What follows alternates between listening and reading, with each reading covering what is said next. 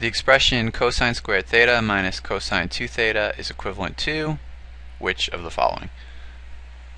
So you may be tempted right off the bat to factor out a cosine theta from each of these two, but you really can't do that because this is cosine squared theta, which is really cos theta. Another way of writing the same thing is cos theta squared, right? Which is really cos theta times cos theta, and then minus cos 2 theta. So these are cos theta, this is cos 2 theta, so they're not the same term. So we can't factor out a cos theta from these. What we really have to do is we have to examine what is this double angle, right? This 2 theta is not something we often see. So that should ring a bell in your mind that there's a better way. There must be some kind of trigonometric identity that we can use that takes this double angle and demystifies it.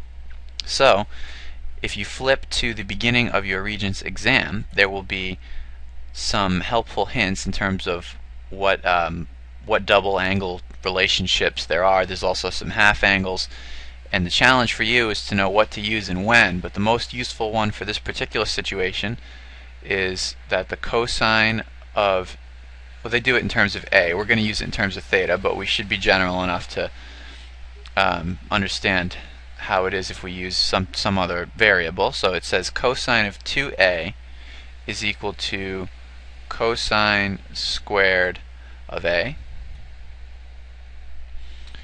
minus sine squared of A minus sine squared of A. So instead of A, we're going to use theta. So let's go ahead and make that substitution. Where we see cosine of 2 theta, we're going to write cosine squared theta minus sine squared theta. Alright, so let's forget about this. This is all wrong.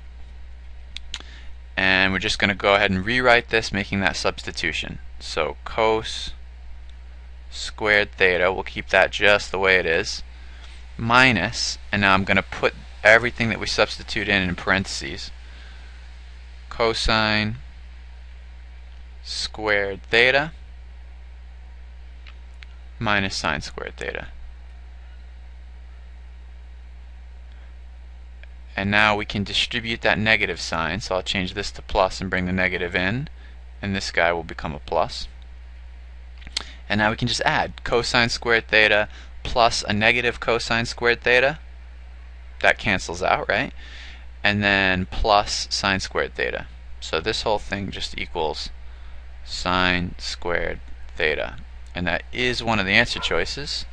It is choice 1, and it's that simple. But again, the challenge here is to first of all recognize that there's a double angle and that there are specific trig identities that help unravel what that double angle really is, and then to flip to the front and to realize which one is the best one for you to use, and then to carefully and correctly make that substitution and work out the algebra to just bring you right to the answer. That's it.